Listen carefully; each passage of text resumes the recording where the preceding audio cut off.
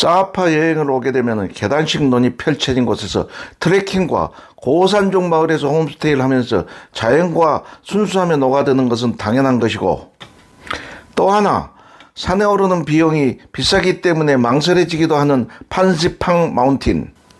가보고 나니 오지 않았으면 후회할 뻔했다는 생각이 드는 곳입니다. 여느 산에 오르는 단순한 케이블카 타는 것으로 생각했던 게 가격 대비 망설임의 원인이었을 것입니다. 저도 첫 번 사파 여행 시 그 망설임으로 생략해 버렸습니다. 이번에도 비가 오고 있는데 가면 뭘 보겠냐는 망설임이 있었습니다. 산에 오르니 비가 오면 오는 대로 구름이 거쳤다 덮이기를 반복하는 자연의 경이로움도 만끽할 수 있었습니다. 이렇게 망설이는 분들을 위해서 판시판의 여러 자세한 사항을 정리해서 보여드리겠습니다. 기차와 케이블카를 타고 내리면서 연결 구간을 걷고 이동하는 과정을 보여드리기 위해서 안내 지도로 단계별로 설명과 영상을 보여드리겠습니다. 출발지부터 시작합니다. 사파 광장에서 바로 보이는 건물이 선프라자로 판시팡행 기차와 케이블카 표 파는 부스와 기차역이 있는 곳입니다. 이 표의 요금표를 보면 무척 복잡해 보입니다. 이 표에서는 주중 및 일요일 요금과 토요일 및 공휴일 요금 차이, 성인과 어린이 요금 구분만 보시고 안내 지도에 제가 정리해둔 것을 보면 쉽습니다. 판시팡 정상까지 가려면 기차와 케이블카를 번갈아 타야 합니다.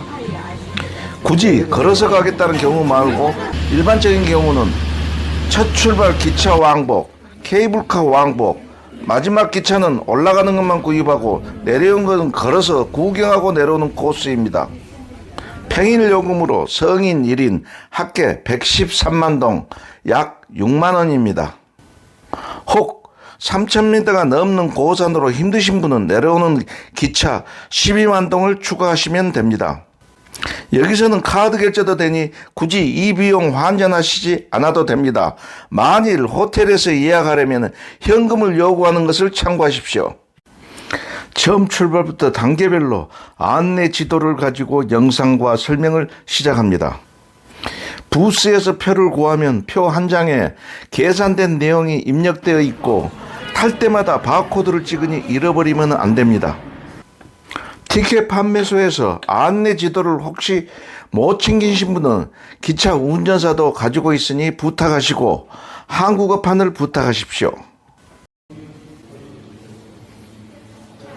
진짜.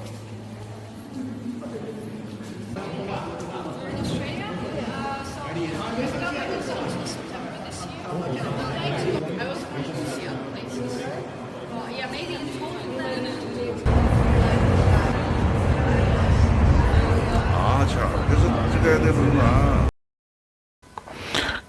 기차를 타고 건물 밖으로 나오면 호텔에서 보았던 사파 전경이 더 가까이서 보이니 와 소리를 내면서 카메라가 바빠집니다. 아래로 각각 빌리지도 보이고 좌우 자연 경관을 보면서 가다가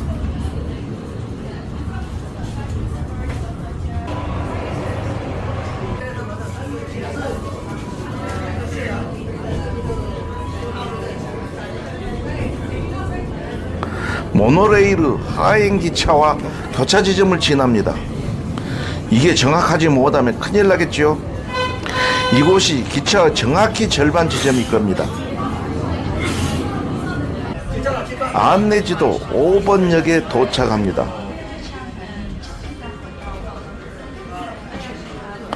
기차 조정사는 열차 맨 끝에 있습니다. 기차 도착 후 바로 케이블카를 타려면 안내 표시판을 따라 계단을 올라가야 합니다. 그리고 이곳을 구경하고 가려면 건물 밖으로 나와야 됩니다. 이곳은 꽃정원과 민속촌 흉내를 낸 듯한 소규모 빌리지와 가게들이 있는데 잘 꾸며진 정원 구경 그냥 넘기지 말고 충분히 구경을 하고 사진도 많이 찍고 가는 것을 추천합니다.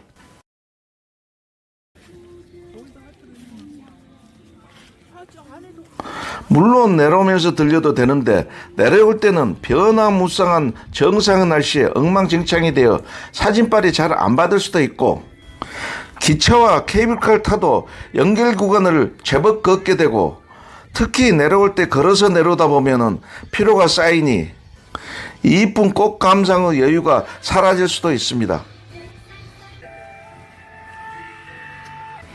정원은 다양한 꽃과 사진 찍기 좋게 이것저것 준비를 많이 해뒀습니다.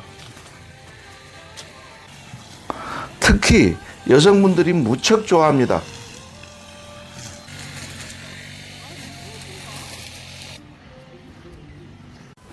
정원만 구경하려면 기차 내린 곳으로 들어가서 케이블카를 타는 곳으로 이동해도 되고 나름대로 꾸며놓은 작은 민속촌 같은 곳까지 구경하고 케이블카를 타러 가게 되면 한층 아래로 내려가야 합니다. 티켓 바코드를 찍고 탑승하여 케이블카가 출발합니다.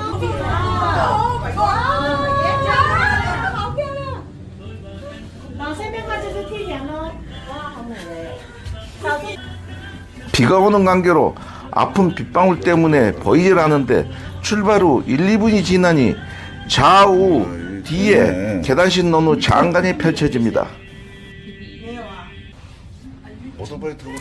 트레킹 코스에서 보아한 라오짜이 풍광과는 비교되지 않을 더 넓은 면적의 계단식 논이 더 멋있게 펼쳐집니다. 아니 여기는 케이블카 타고 안 오면 못 보는. 왜 판시팡을 와야 되는지 이유 중 하나라고 생각됩니다. 케이블카의 눈높이에서 봐야만 그 넓은 장관이 눈에 들어올 겁니다.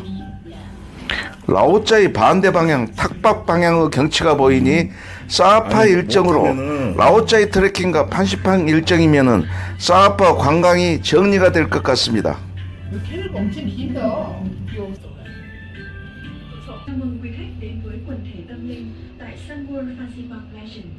Signals back. Do you want some? I have one. 출발할 때 비가 왔는데 약 20분간 케이블카를 타고 가면서 아무것도 보이지 않는 구름 속으로 들어갔다가 구름이 겹쳤다가를 반복하는 변화무쌍한 날씨를 보는 것도 하나의 볼거리였습니다.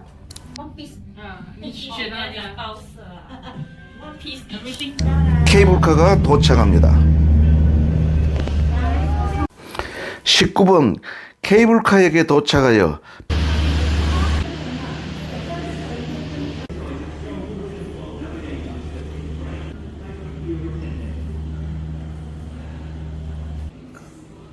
표시대로 따라 나오면 기념품 파는 곳을 통과하는데 대부분 관광객이 일회용 비옷을 사서 입습니다. 2만 돈인데 하나 살래?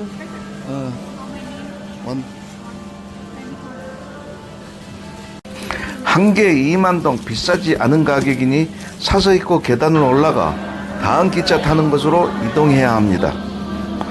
판시팡 정상의 변화무쌍한 날씨와 바람 때문에 우산보다 편리하게 이용됩니다. 계단 밖으로 나오면 방향 표시가 따로 없는데 나오는 방향에서 왼쪽으로 돌아 걸으면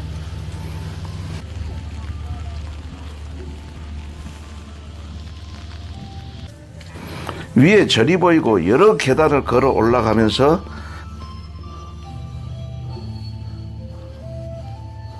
절 구경을 마치고 나면 또다시 계단을 올라가고 걸으니 고산지대에서 느끼는 숨가쁨이 심해집니다. 편집 많이.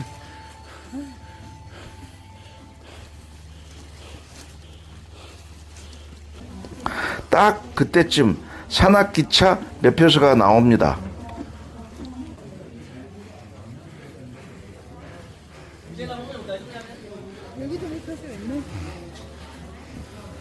출발지에서 구입한 티켓에 포함되어 있으니 바로 검표연하게 보여주고 바코드를 찍습니다. 산악기차 타는 곳 29번에서 철도 경사를 보니 페낭일 케이블카 경사와 비슷합니다. 고지대라 가만히 있어도 숨이 차는데 이 구간을 걸어 올라가는 사람도 있습니다.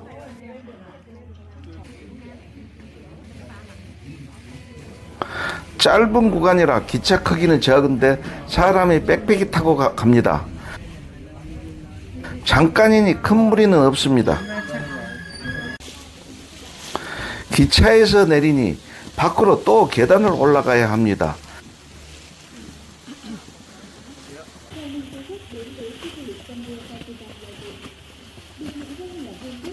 계단을 올라가니 바로 앞에 판시판 정상이 가까이 보입니다. 이제 조금만 움직여도 숨이 차는데 또 계단을 올라 정상으로 올라가야 합니다. 정상에 도착하니 구름이 덮여 아래는 아무것도 보이질 않습니다.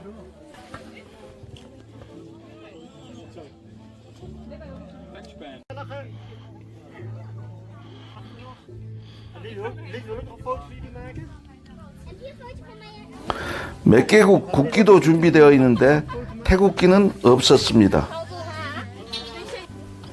정상 표지석은 보호하고 옆에다가 사진 찍기용 표지석을 만들어 두었습니다. 잠시 구름이 조금 거치니 아래 절이 모습을 드러냅니다. 이제 케이블카 타는 곳까지 걸어서 내려갑니다. 올라올 때 기차로 올라오면서 못 보았던 것을 보고 내려갑니다. 제일 먼저 이 높은 곳에 있는 절이 보이고 안내지도 38번 관음상이 구름 속에서 보입니다. 36번 절을 구경하고 나오니 관음상이 구름을 물리친 모습이 나옵니다. 또 조금 지나니 구름이 또 가리기를 시작, 다양한 모습을 보여줍니다. 길을 쭉 따라가니 멀리 32번 대아미타불 불상이 구름 속에서 모습을 드러냅니다. 가는 길가에 높은 곳에 자라는 식물들도 보입니다. 걸어가니 부처님이 옅은 구름 속에서 점점 선명해 보여집니다. 여기에서부터 경사가 심한 계단을 내려가야 하는데 계단에 구름이 끼어있는 장면이 연출됩니다. 다 내려와 아미타불상을 다시 쳐다보니 까마득한 높이에서 보입니다. 산악철도 탔던 곳이 보이는데 올라갈 때와는 다르게 구름이 거쳐가는 산을 보게 됩니다.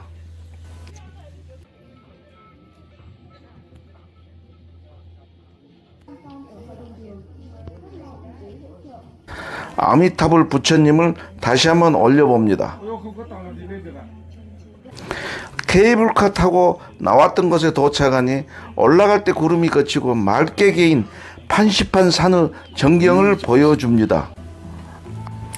지금까지 시청해 주셔서 감사드리고 여러분의 여행 준비에 도움이 되시길 바랍니다. 저는 여행자 카페를 운영해봤던 경험으로 자유여행객에 도움이 되는 정보를 알기 쉽게 만들어 영상과 함께 계속 올려보겠습니다. 이번 시리즈는 사파의 일정과 호치민 10년 거주 경험으로 제가 좋아하는 어느 유튜버도 소개하지 않은 로컬 맛집 등 영상을 계속 준비할 예정입니다.